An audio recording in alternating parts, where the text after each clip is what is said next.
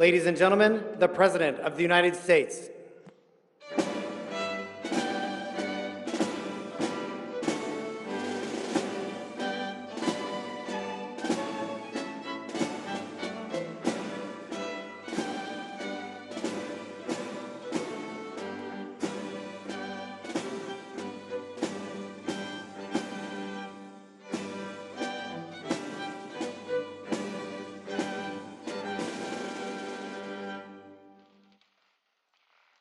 Mr. President, distinguished guests, the writer of sacred scripture declares, "Be strong and courageous.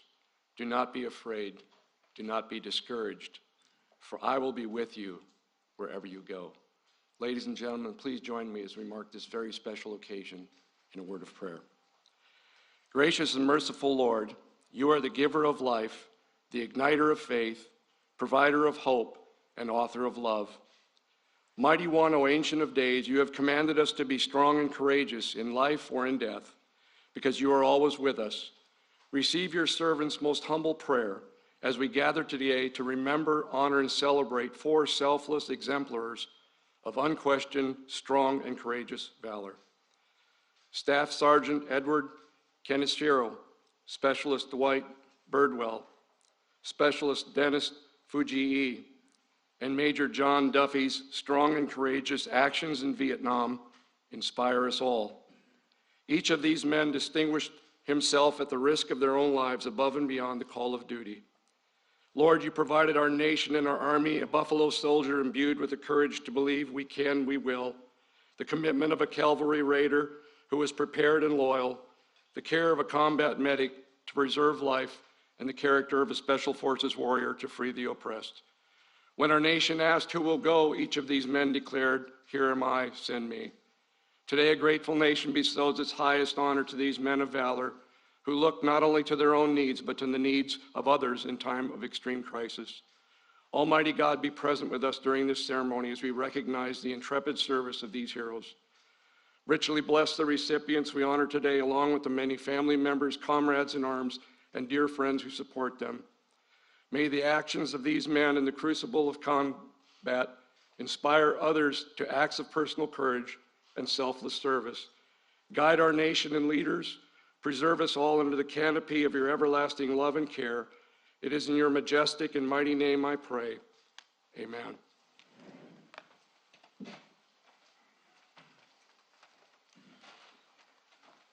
Thank you, General. Please be seated. Please be seated. Well, welcome to the White House. You know, this is a day that I quite frankly think being president is inadequate because there's so many brave women and men in here, and so many people we're honoring today. Mr. Secretary, Chairman of the Joint Chiefs, senior military officers, thank you all for being here. Yesterday marked the 246th anniversary of this nation's independence. 246 years of struggle and sacrifice to uphold the principles so dear to the character of our nation: liberty, democracy, God-given rights of every individual. It's a journey that has never finished, and it never will be fully finished. It's a work that requires us to look ahead to the future we want to build, and to look carefully at our past, to understand fully where we've come from. For each of those 246 years, American patriots have answered our nation's call to military service. They stood in the way of danger, risked everything, literally everything, to defend our nation and our values. However, not every service member has received the full recognition they deserve. Today, we're setting the record straight. We're upgrading the awards of 4 soldiers who performed acts of incredible heroism during the Vietnam conflict, to respect the conspicuous gallantry and the intrepid ability of their service. I mean, it's just astounding when you hear what each of them have done. They went far above and beyond the call of duty. It's a phrase always used, but it takes on life when you see these men. To the late Staff Sergeant Edward M. Kaneshiro, to Specialist 5 Dwight W. Birdwell, to Specialist 5 Dennis M. Fujii, and to Major John Duffy. I'm proud to finally award our highest military recognition, the Medal of Honor, to each of you, one posthumously. It has been a long journey to this day for those heroes and their families, and more than 50 years have passed, 50 years since the jungles of Vietnam, where as young men these soldiers first proved their mettle. But time has not diminished their astonishing bravery, their selflessness in putting the lives of others ahead of their own, and the gratitude that we as a nation owe them. December 1, 1966, Staff Sergeant Kaneshiro was an infantry squad leader. His platoon was navigating toward what seemed to be a peaceful village. It was an ambush. A vastly superior force of North Vietnamese troops was concealed within the village, protected by fortified bunkers, underground tunnels, and a big trench that ran through the entire village. As Staff Sergeant Kaneshiro led his squad to the east of the village, two other squads headed straight in, where the enemy opened fire on them with machine guns and small arms fire, killing the platoon leader, the point man, and pinning down two squads. Hearing the battle unfold, Staff Sergeant Kaneshiro moved his squad toward the sound of the firing, where he quickly jumped into action. The machine gun fire suppressing his platoon mates was coming from a big trench. It had to be stopped. He ordered his men to take cover, and then he advanced alone toward the enemy position, armed with 6 grenades and his M16. Laying flat on the ground, Staff Sergeant Kaneshiro hurled his first grenade. It sailed directly through the aperture of the bunker, taking out the machine gunner in the first throw.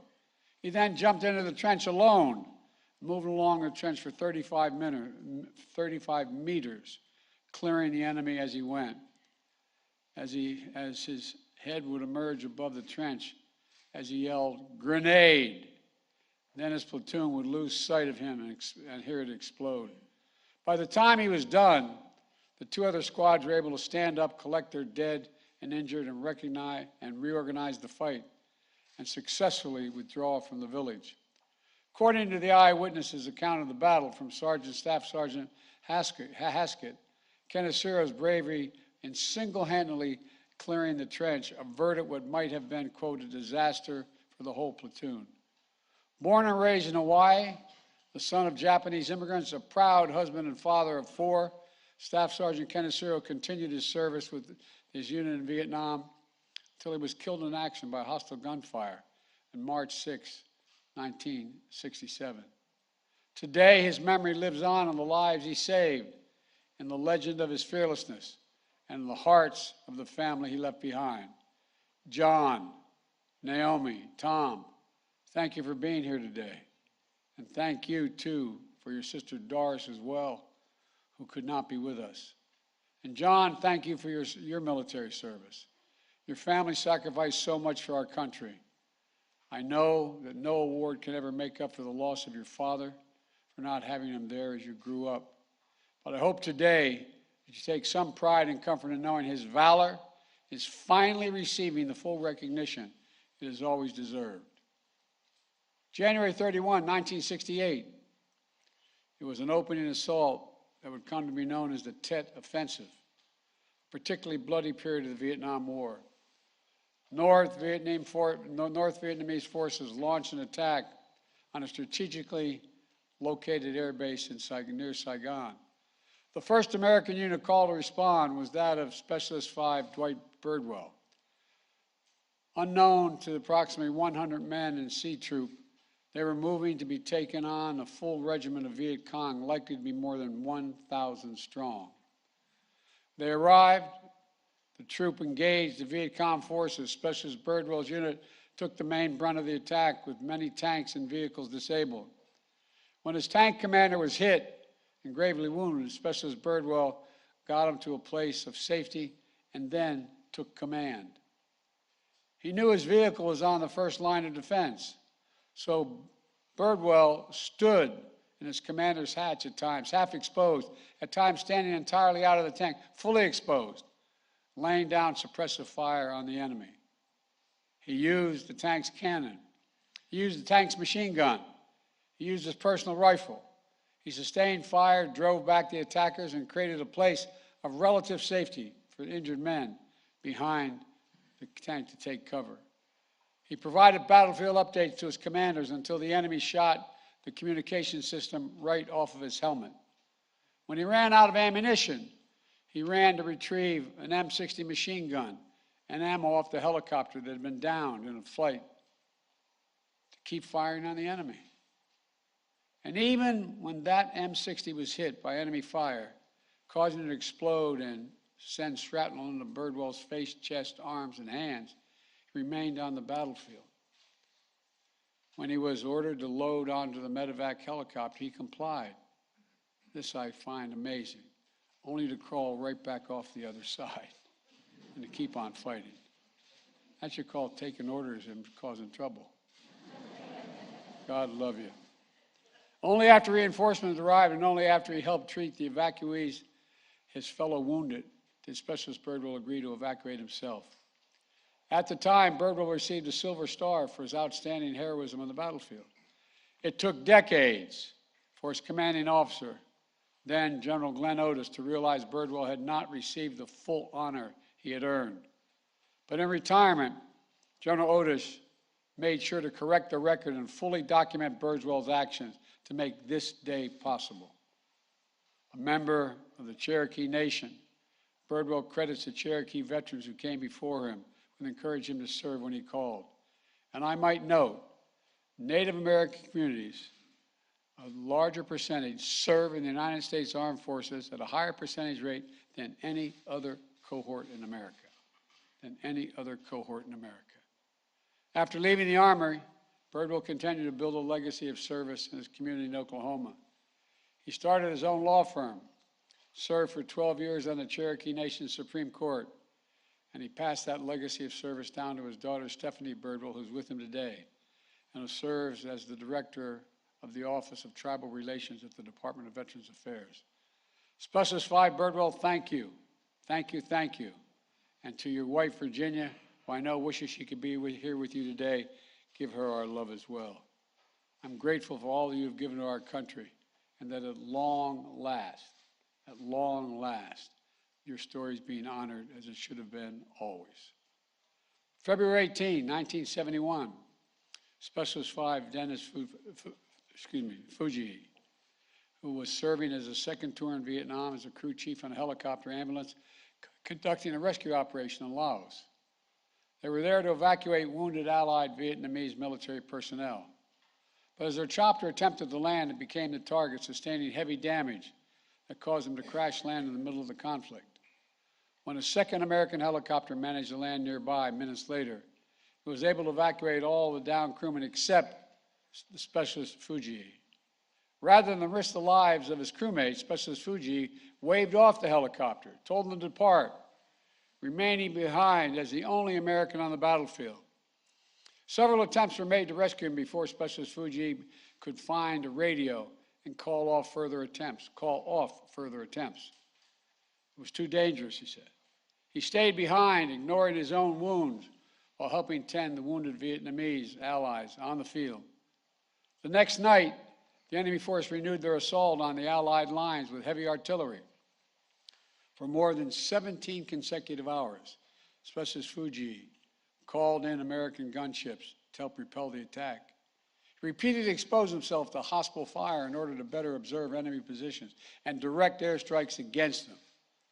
On the radio, his fellow Americans knew him as Papa Whiskey, clear-eyed, level-headed soldier, directing airstrikes so precisely they were able to drive back the forces that had come within 15 to 20 meters of a friendly camp.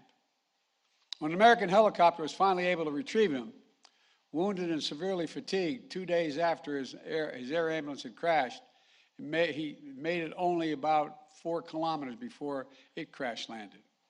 Specialist Fujii had to wait 2 more days for another South Vietnamese base before he was able to leave the area and receive the medical assistance for his wounds. Speaking to the press shortly after his experience, Specialist Fujii downplayed his own contributions and honored the skills of the Allied Vietnamese troops he fought with, simply saying, I quote, I like my job. I like to help other people who need help out there. It's amazing. Today, Specialist 5 Fujii, we remember and we celebrate just how many people you helped. I want to thank you and your wife, Ray, who couldn't be here with you today, and your brother, Edwin, for all your family has done for this nation. We will forever honor your commitment to your crew, your allies, and to your country. April 14, 1972, the Battle of Fire Support Base Charlie. A lone American on the base, serving as a senior advisor to the Army of the Republic of Vietnam, was Major John Duffy. They called him Dusty Cyanide. That was his call name. In those days, leading up to April 14th, the battalion command post had been destroyed. Major Duffy had already been twice wounded, refusing evacuation. Efforts to resupply the base had failed, and FSB Charlie was surrounded by the battalion-sized element. For hours, American gunships guided by Dusty Cyanide took airstrikes on enemy positions. Major Duffy repeatedly exposed himself to danger in order to direct the gunship's fire and keep the battalion from being overrun. He even called in one strike, extreme danger close, to his own position in order to drive back the advancing attack. And when he was wounded again, he again refused evacuation. He worked side by side to organize the defense of the base with the Vietnamese commander, Major Miley, who was here today. Major, where are you? Major, thank you for being here. Thank you for your service.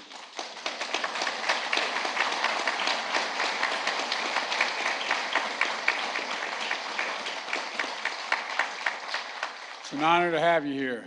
When they finally had to abandon the base, Major Duffy volunteered to lead the rear squad and cover their retreat. And when the withdrawing soldiers were ambushed early on April 15th and many of the injured troops scattered, Major Duffy remained with those who were wounded, rallying them to make it to an established evacuation zone despite being constantly pursued by the Viet Cong. Upon reaching the exfiltration site, Major Duffy again made sure he was the last to board the helicopter. And finally, the airship was ready to depart. One of his Vietnamese allies was shot in the foot, causing him to fall backwards out of the helicopter. But Major Duffy caught him and dragged him back in on board with him, saving one more life along the way. Major Duffy served in the Army until 1977, completing 3 tours in Vietnam, numerous Special Forces assignments, and 20 years of faithful service to our country. After which he went on to a successful career as an author and was even nominated for a Pulitzer Prize for Poetry. He is the definition of a warrior poet, enduring devotion to those he served with and those who serve our nation still. Thank you, Major Duffy, for all that you've inspired in others. And as Commander-in-Chief, I know this is not only for those who wear the uniform of our nation who serve, it's your families as well. So Mary, thank you for all that you sacrificed over the years as well. To Marcus and Judd, I want to emphasize what you already know. Your grandpa's a hero, flat out, unadulterated hero. We're able to take these actions today to upgrade the awards and properly honor the duty and devotion of those soldiers. Thanks to individual dedication of those who serve with them. And because of a congressionally ordered review of the heroic action of Asian Americans, Native Americans, and Pacific Islanders, awarded the Distinguished Service Cross during the Korean and Vietnam Wars, to make sure we properly honor the contributions of Asian Americans, Native Hawaiians, and Pacific Islanders, and their service they've made over the years. We did a similar review of World War II era awards. It resulted in 22 Medal of Honors being awarded to Asian Americans, Native Hawaiians, and Pacific Islander service members who had previously been under-recognized, including a very close friend of mine, one of my closest friends and benefactors in the United States Senate, Danny Inouye, United States Senator. So I want to also thank the members of Congress who helped make this possible and ensure that the United States lives up to our promises, that for those who give their best for our country, we'll always, always give our best to you. I also want to take a moment to recognize 3 other Medal of Honor recipients awarded for their heroic actions in Vietnam, who are with us today. Walter Morin. Walter, where are you? There you go, stand. Walter, thank you, Father.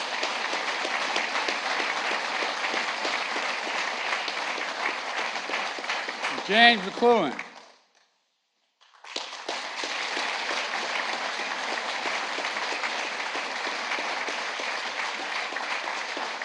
And Brian Thacker.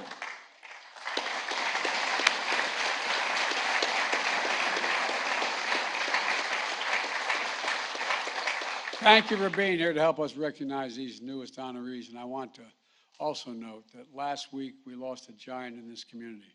Herschel Woody Williams passed away at the age of 98, the last Medal of Honor recipient of World War II. Honored by President Harry Truman for his valor during the Battle of Iwo Jima, Woody Williams will soon lie in honor in the United States Capitol. And his passing is a reminder what so many Americans of our greatest generation sacrificed to preserve liberty, democracy, and for our nation and for the world. Now it's my great honor to ask for the citations to be read as we award the Medal of Honors to the late Staff Sergeant Edward N. Kaneshiro, Specialist 5 Dwight D. Birdwell, Specialist 5 Dennis M. Fujii, Major John J. Duffy. Thank you all, and may God protect our troops. Thank you. For my staff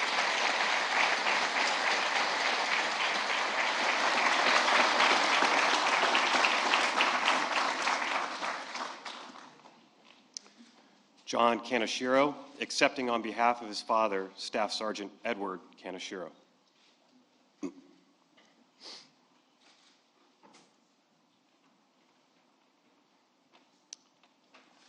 Attention to orders. The President of the United States of America, authorized by Act of Congress, March 3, 1863, has posthumously awarded, in the name of Congress, the Medal of Honor to Staff Sergeant Edward N. Kaneshiro, United States Army, for conspicuous gallantry and intrepidity at the risk of his life above and beyond the call of duty. Staff Sergeant Edward N. Kaneshiro distinguished himself by acts of gallantry and intrepidity above and beyond the call of duty while serving as an infantry squad leader with Troop C, 1st Squadron, 9th Cavalry, 1st Cavalry Division near Pha Hu 2, Kim Song Valley, Republic of Vietnam, on 1 December 1966. Not knowing that the village was heavily fortified with a fully bunkered and concealed trench system and garrisoned by the North Vietnamese troops in vastly superior forces, 2 squads of the platoon had deployed to its center, while Staff Sergeant Kaneshiro and his squad scouted the more than open terrain to the east of the village. Sensing the opportunity to ambush the infantry squads, the entrenched enemy force erupted with machine gun and small arms fire against the 2 squads at the center of the village, killing the platoon leader and the point man, wounding 4 others, then successfully suppressing the surviving soldiers. Staff Sergeant Kaneshiro moved with his men to the sounds of the fire, swiftly reading the situation, seeing that the fire from the trench had to be stopped if anyone was to survive. He first deployed his men to cover, then crawled forward to attack the enemy force alone. He began by throwing grenades from the parapet while flattened to the ground, successfully throwing the first grenade through the aperture of the bunker, eliminating the machine gunner who had opened the action. With 5 grenades remaining and his rifle to sustain the assault, Staff Sergeant Kaneshiro jumped into the trench to sweep its length where it fronted the 2 pinned squads. Over the distance of about 35 meters, he worked the ditch alone, destroying 1 enemy group with rifle fire and 2 others with grenades. By the end, by the end of his sweep, the able-bodied survivors of the 2 squads were again standing and preparing to move the dead and wounded. Staff Sergeant Kaneshiro's actions enabled the orderly extrication and reorganization of the platoon, which ultimately led to a successful withdrawal from the village. Staff Sergeant Kaneshiro's conspicuous gallantry and uncommon heroism under fire are in keeping with the highest traditions of the military service and reflect great credit upon himself, his unit, and the United States Army. Signed, Joseph R. Biden, the President of the United States.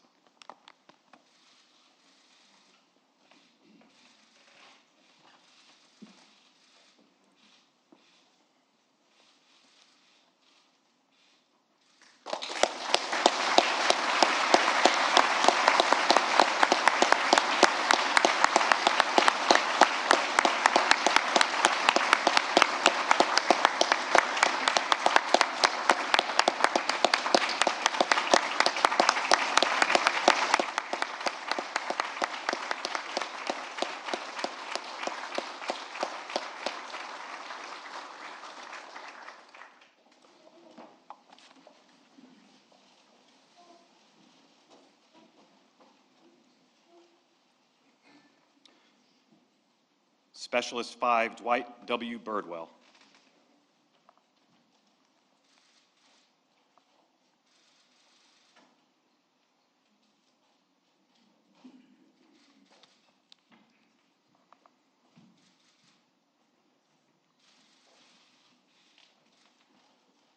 Attention to orders.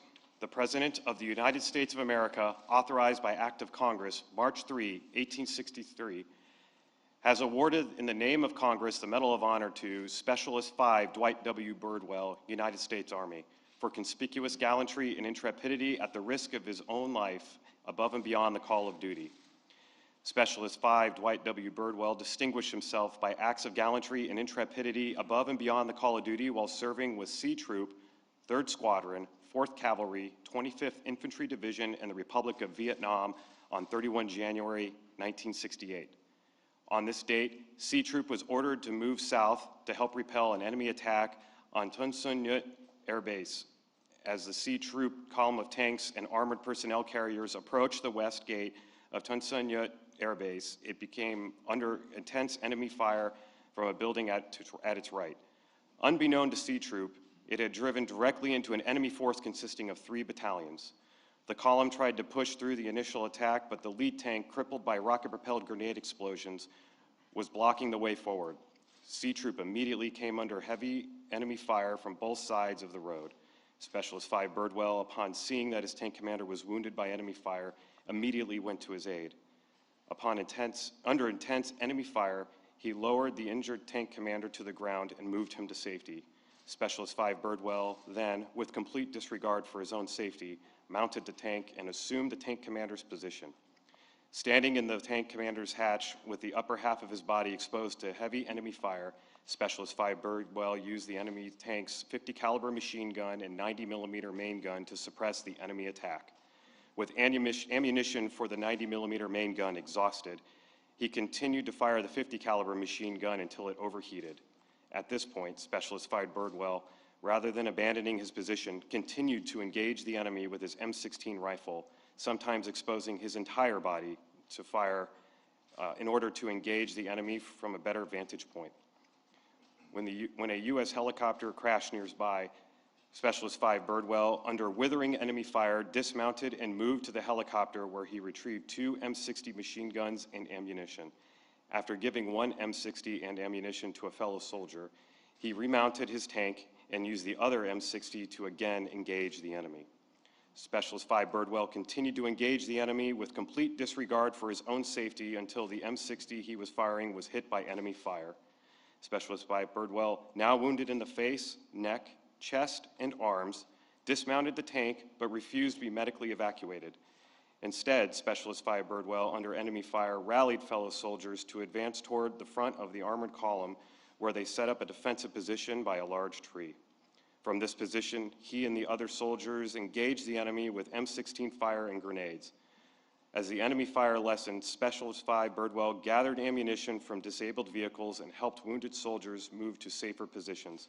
His leadership and tenacity under fire inspired the other C Troop soldiers to continue fighting against the superior enemy force and directly contributed to the enemy's ultimate defeat.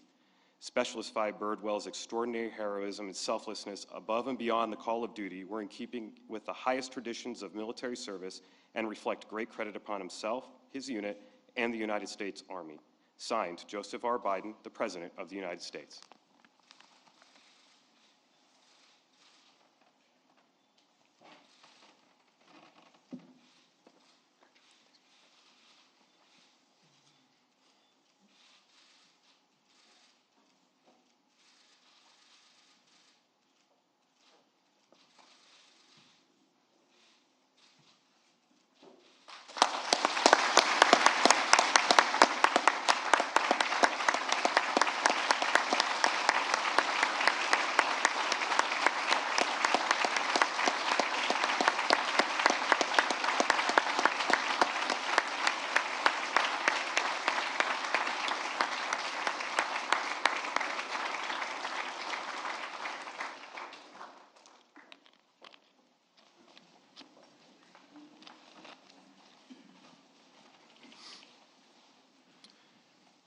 Specialist 5 Dennis M. Fujii.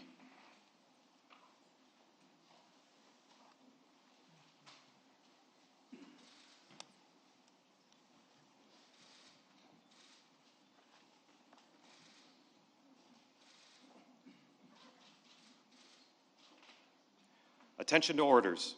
The President of the United States of America, authorized by Act of Congress, March 3, 1863, has awarded in the name of Congress the Medal of Honor to Specialist 5 Dennis M. Fujii, United States Army, for conspicuous gallantry and intrepidity at the risk of his own life and above and beyond the call of duty.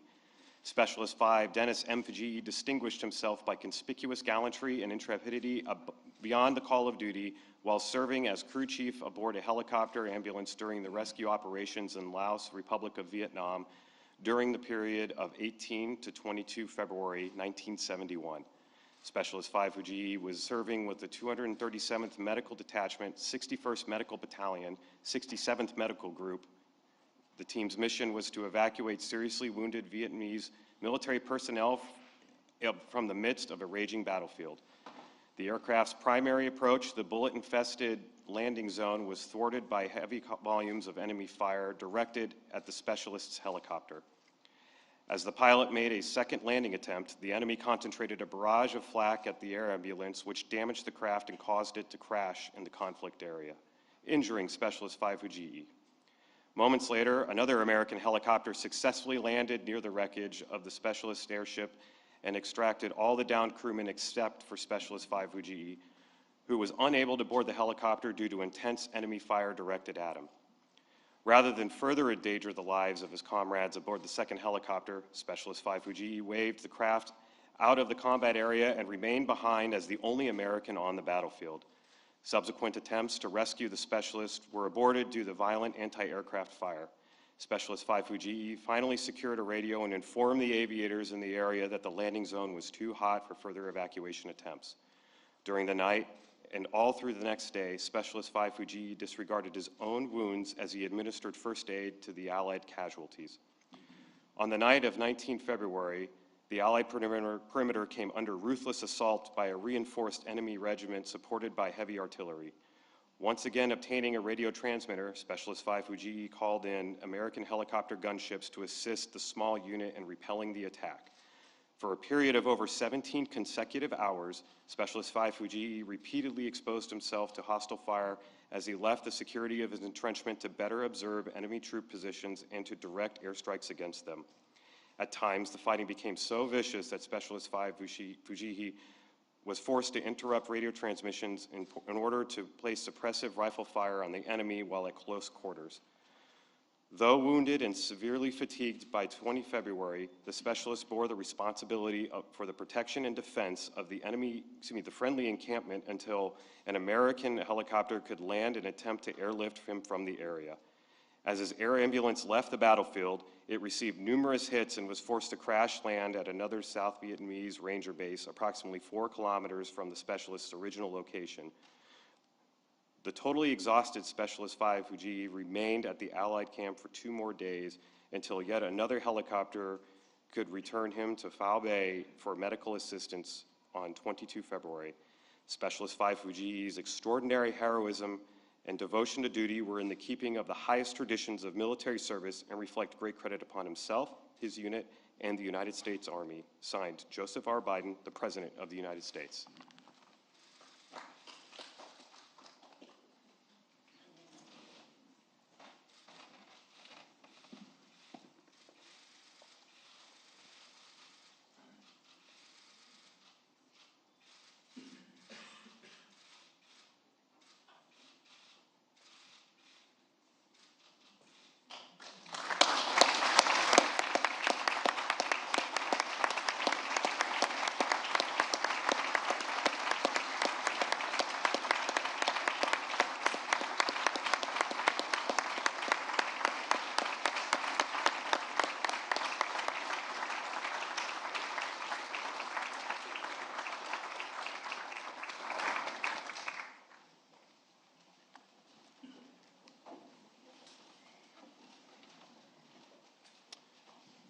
Major John J. Duffy.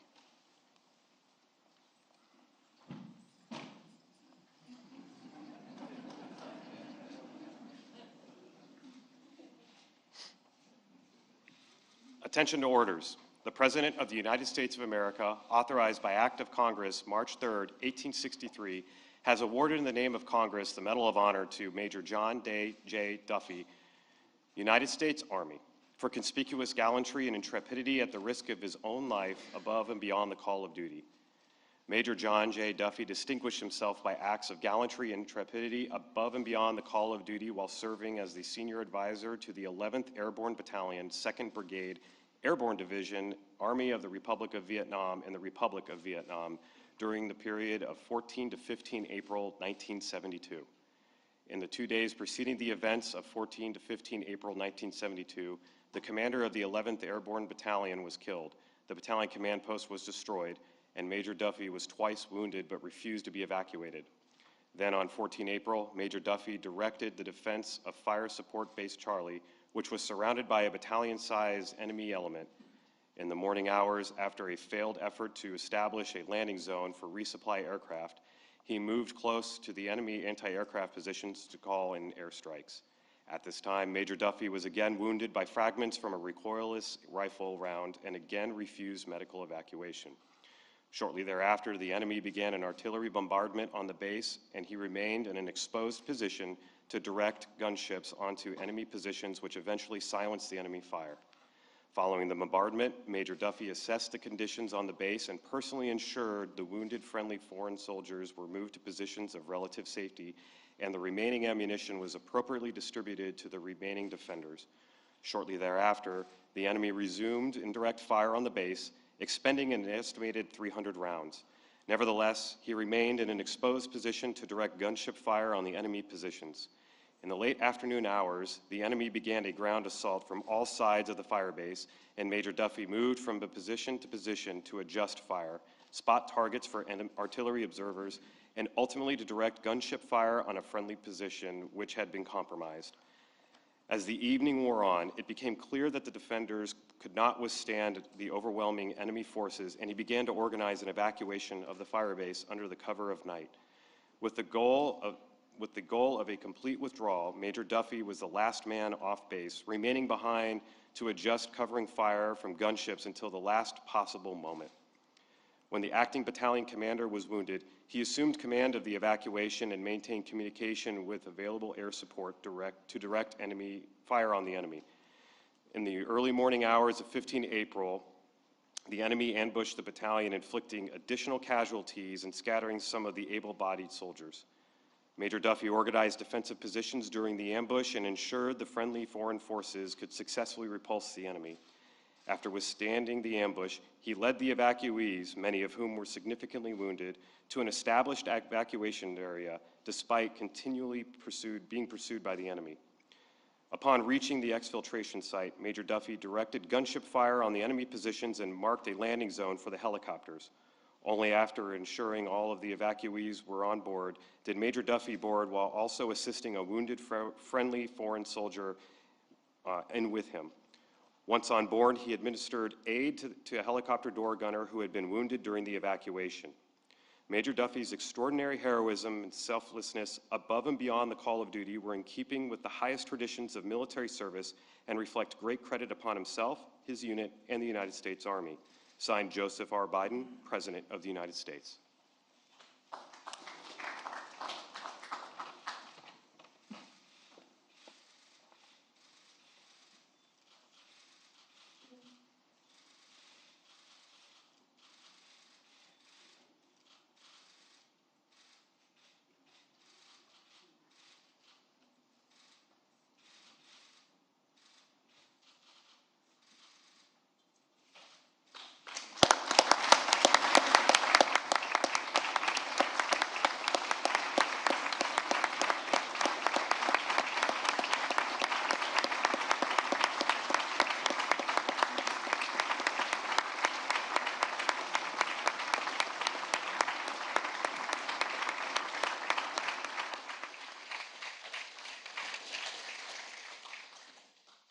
Please join me in receiving this blessing as we depart. Most holy God, thank you for the lives of these men who inspire and challenge us to extraordinary acts of service. May each of us dare to follow the examples of the warriors in the face of seemingly insurmountable moments of danger and crisis and be like them in kind. Bless Specialist Birdwell, Specialist Fujii, Major Duffy, and the Kaneshiro family, as the names of these men are forever etched into our nation's proud history and the pantheon of heroes who have gone before. May their legacies be the true north for us to seek, and may we all strive to be strong and courageous in the face of a myriad of challenges that life may bring our way. Keep the lamp of liberty burning bright and our nation strong. It is in your holy and mighty name I pray. Amen.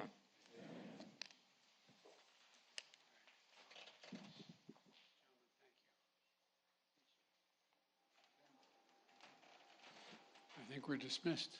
It's a great honor. Thank you all so very much. Ladies and gentlemen, please remain in your seats as the President and First Lady depart. Thank you.